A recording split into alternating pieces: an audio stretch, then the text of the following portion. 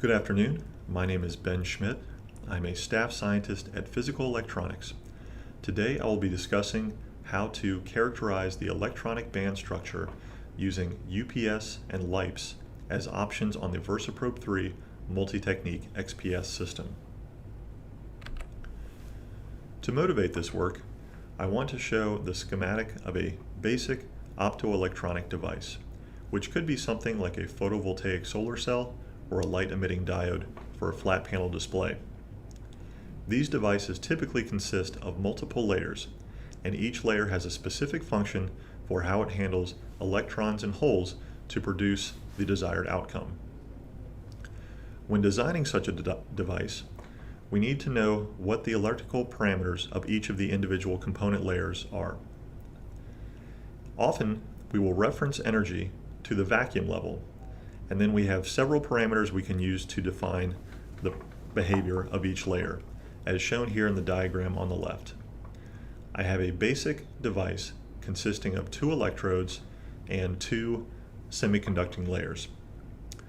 The electrodes have a continuum of electronic energy states, whereas for the donor and acceptor layers shown here, these are semiconductors, and so they have a filled valence band and an unfilled conduction band. There's an energy gap between those 2 levels. Some of the parameters we can use to define these layers are the work function, the electron affinity, the ionization energy, and the band gap. For organic semiconductors, we also have terms LUMO and HOMO. The LUMO is the lowest unoccupied molecular orbital in the conduction band. The HOMO is the highest occupied molecular orbital. Now that we've defined a few of the parameters, let's look at a few example materials to see what sort of range these energy values fall into. On the figure on the left, we have several organic and inorganic materials. Inorganic materials are in bold, while organic materials are in italics. We can see that the EA, or electron affinity, for many of these materials lies in the range of about 5 eV or below when referenced to the vacuum level. And so the outline of this talk is to introduce the principles of ultraviolet photoelectron spectroscopy, or UPS, and low-energy inverse photoemission spectroscopy, or LEIPS, and how we can use these 2 techniques in order to produce the parameters that I've listed previously. I will also show how we can apply these techniques with other options on the VersaProbe to do combined analysis.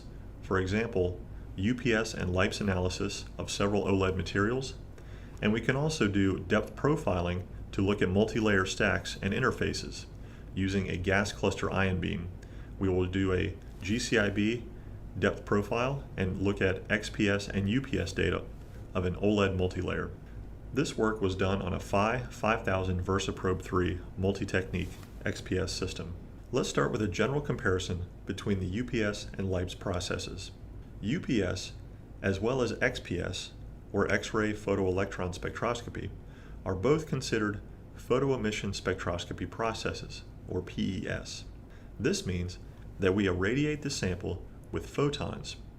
This will excite electrons from the occupied valence band, which can then be collected in the vacuum chamber for their intensity and kinetic energy, and we can use that to identify chemical states. On the other hand, LEIPS is considered an inverse photoemission spectroscopy process, or IPES. We will be probing the unoccupied conduction band by irradiating the sample with electrons, and as the electrons fall into the conduction band states, photons will be emitted. We can detect the intensity and wavelength of the photons and use that to characterize the conduction band states. We can also identify the LUMO and HOMO reference to the vacuum level.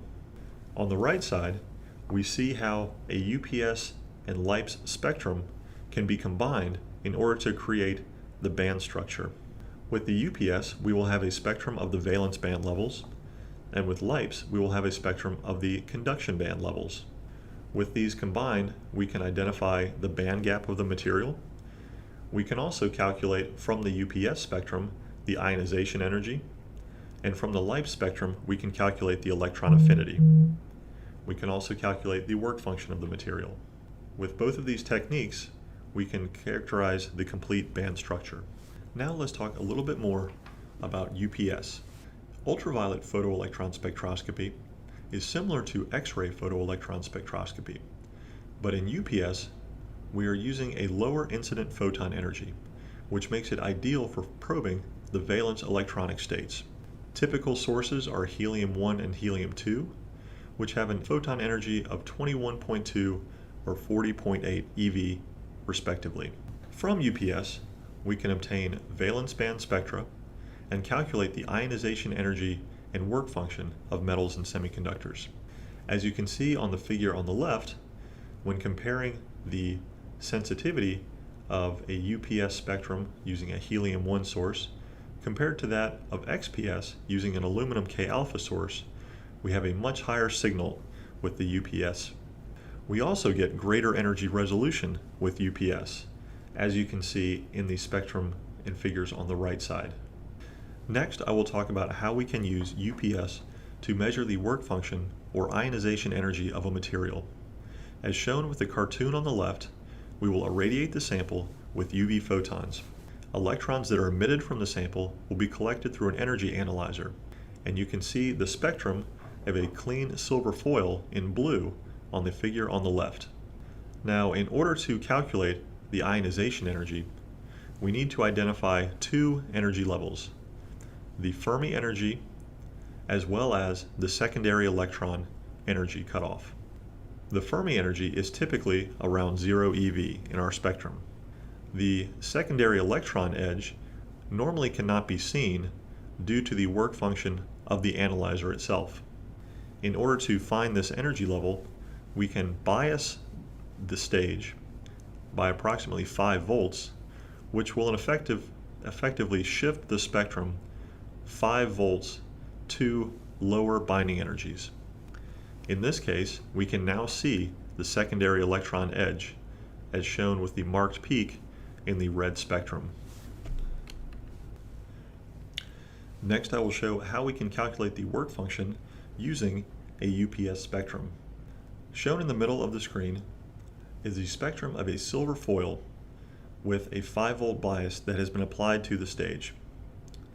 This effectively shifts the spectrum to -5 volts in binding energy.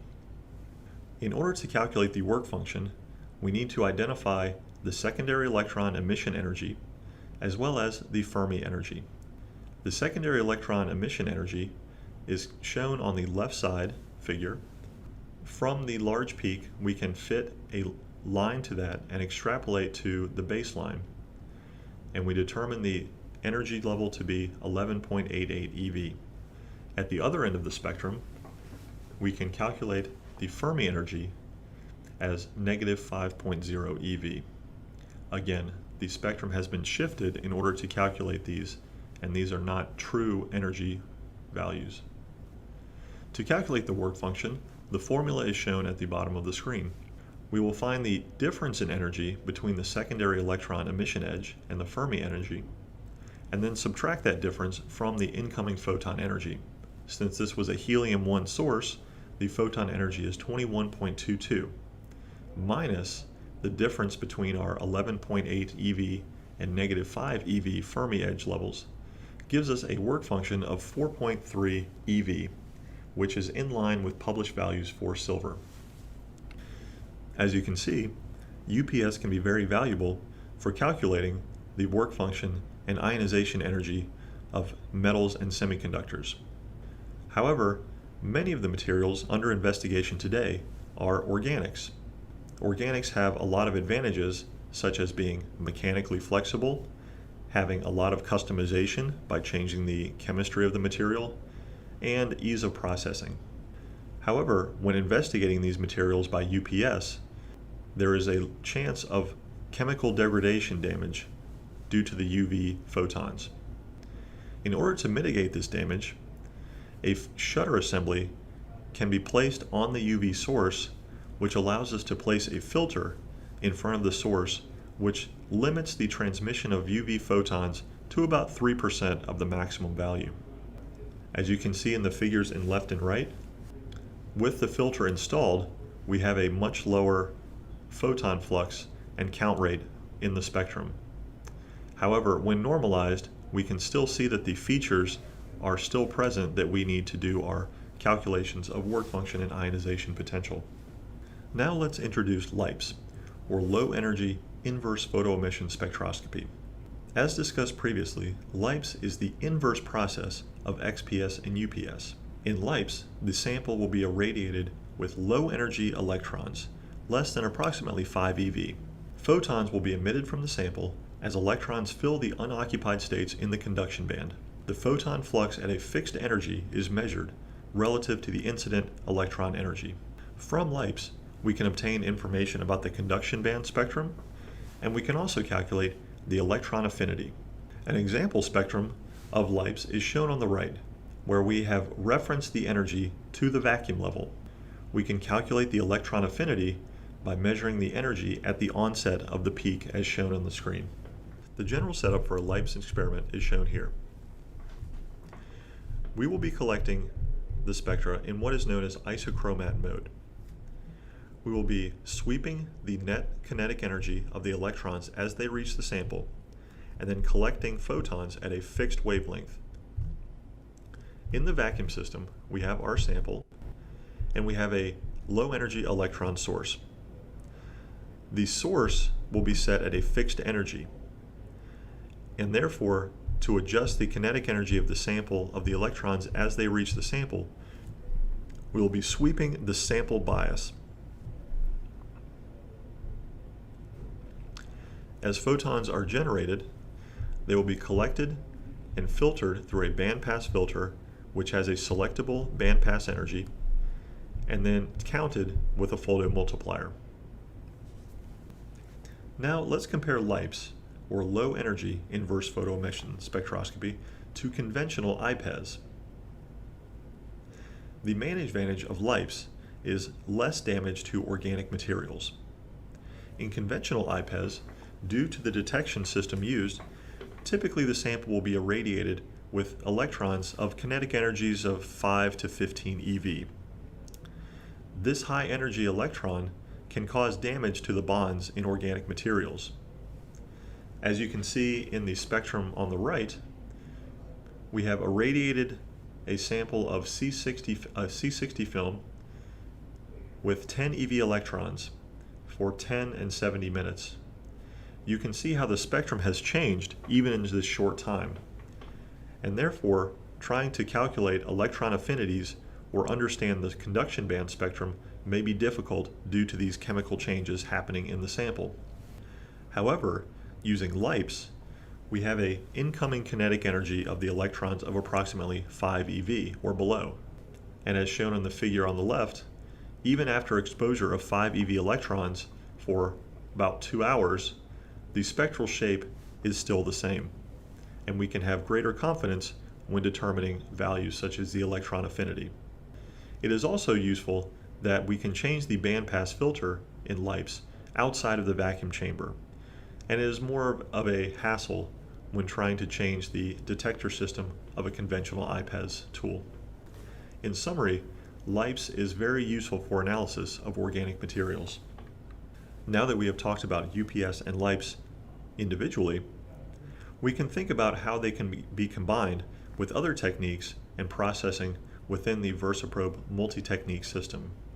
The VersaProbe has all of the different options aligned to the same focal point as the incoming X-ray beam. So we can combine analyses by UPS, XPS, and LEIPS, and also do things like depth profiling using gas cluster ion beams, which are also focused at the same measurement position. This allows us to do comprehensive material profiling. Now let's discuss some applications using some of these various techniques. First, we can do surface analysis of several OLED films using a combination of UPS and LEIPS. Next, we can incorporate depth profiling into a multi-layer OLED film stack using our gas cluster ion beam and XPS along with UPS. For the UPS and LEIPS analysis, we have three materials that are used in organic electronic devices. The first is a copper phthalocyanine film on top of indium tin oxide on glass. Next is a C60 film on gold on ITO and glass. And the third is an alpha NPD film on ITO and glass. These samples were provided by the Organic Optoelectronics Practical Development Center in Japan. We will start with sample number 1. We will begin by analyzing the CuPc film. You now see the UPS spectrum of this material. There are several peaks in the spectrum. We do see a peak at approximately 1.5 eV binding energy. If we track the onset of that peak, that will give us the level of our HOMO energy level. To determine the ionization energy, we can apply a 5-volt bias to the sample during this analysis, which will shift the spectrum approximately 5 volts. We can now calculate again the HOMO level at negative 3.9 eV. We can also detect the electron onset at 12.35 eV. Using the formula at the bottom of the screen, we can determine that the ionization energy of this material is 4.90 eV. Now that we have investigated the valence band of the CuPc film, let's take a look at the conduction band spectrum using LEIPS. When we collect the LEIPS experiment data, there are two pieces of data that we will be collecting. We have a LEIPS spectrum as shown on the left, and this is the intensity of photons collected as a function of the incoming kinetic energy of the electrons to the sample. We also collect what is known as LEIT, or the low energy electron transmission. This is also a monitor of the sample current through the stage, the electron current, as a function of incoming electron kinetic energy. Now you can see that from the LEIT spectrum, the onset of current is at approximately 0.9 eV kinetic energy. However, the LEIPS spectrum shows that no photons are detected until approximately 2.5 eV kinetic energy. This is related to the fact that there is the band gap for this material. From the values that we have detected for the LUMO, which is the onset of the peak in the LEIPS spectrum, and the inflection point of the LEIT spectrum, we can directly calculate the electron affinity using the formula at the bottom right of the slide. It has a similar look to that for the ionization potential calculation used in UPS. If we want to adjust the energy scale from kinetic energy of the incoming electrons to an energy from the vacuum level, we can do so by using the inflection point value determined from the LEIT spectrum and the bandpass filter energy. And I'll have another example of this in a few slides. From the spectrum on the right side of the screen, which is energy from vacuum, we can also directly measure the electron affinity by calculating the onset peak energy at 3.16 eV. Now that we have collected both the UPS and LEIPS spectra for the valence band and conduction band respectively, we can combine those into an overall band structure. When referenced to the vacuum level, we have the ionization energy of 4.90 EV and the electron affinity of 3.16 EV. Between those two values, we have a band gap of 1.74 EV. Using a similar methodology, we can evaluate the ionization energy and electron affinity of the two other materials, C60 and alpha NPD. Now let's take another look at how we can evaluate the electron affinity based on LEIPS data analysis. In this case, we will be looking at a C60 film. As mentioned before, when we perform a LEIPS acquisition, we are using a fixed electron energy from the electron source. We will then sweep the sample bias at the stage in order to change the incident kinetic energy of the electrons as they reach the sample. And so we will collect two pieces of data. The first is the LEIPS spectrum, as shown in red, which is the photo intensity as a function of the incident kinetic energy. We also have the LEIT spectrum, which is the current that is detected through the sample stage as a function of incoming kinetic energy of electrons. We will first find the inflection point in the LEIPS spectrum, as this will be the lowest kinetic energy that can be detected at the sample stage. Using the bandpass filter energy, this will determine the vacuum energy level. We can also see that in the LEIPS spectrum, if we have the inflection point of LEIT set to 0 incident kinetic energy, our LUMO value is at 0.76 eV from the incident electron energy. That energy value, when referenced to the vacuum level, is our electron affinity. So we can now replot this figure from incident electron energy to energy from vacuum. And now if we look at the same onset energy value when referenced to vacuum, that gives an electron affinity of 4.03 eV. Here we show a table published by Yoshida of electron affinity values for a variety of organic semiconductor materials that have been calculated through LEIPS. If you would like to know more about the LEIPS technique and background, please consult some of the publications by Yoshida. Now that we have shown how to do characterization of a single layer, let's extend that and characterize a multi-layer stack. In this example, we will be doing an XPS and UPS depth profile of a multi-layer film stack on ITO and glass. We will be depth profiling using a gas cluster ion beam consisting of 5 keV argon 2500 atom clusters.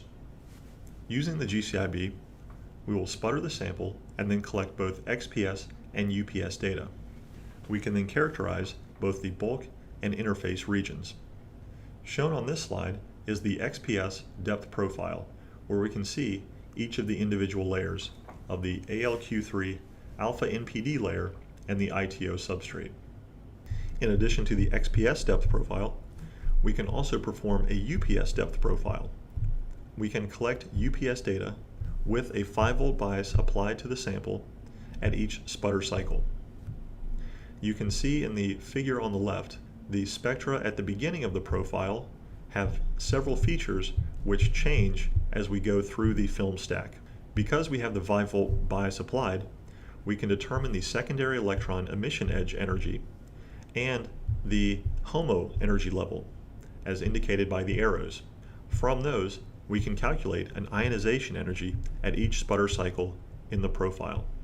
As shown in the figure on the right, we can plot the ionization energy referenced to the vacuum level as we travel through each of the layers in the film stack. The 3 spectra that you see in the profile are 3 samples under different treatment types. So now, to summarize the work that was discussed in this presentation, we have introduced ultraviolet photoelectron spectroscopy and low-energy inverse photoemission spectroscopy as techniques that can be used to investigate the electrical properties of materials. We can provide spectra for valence and conduction bands.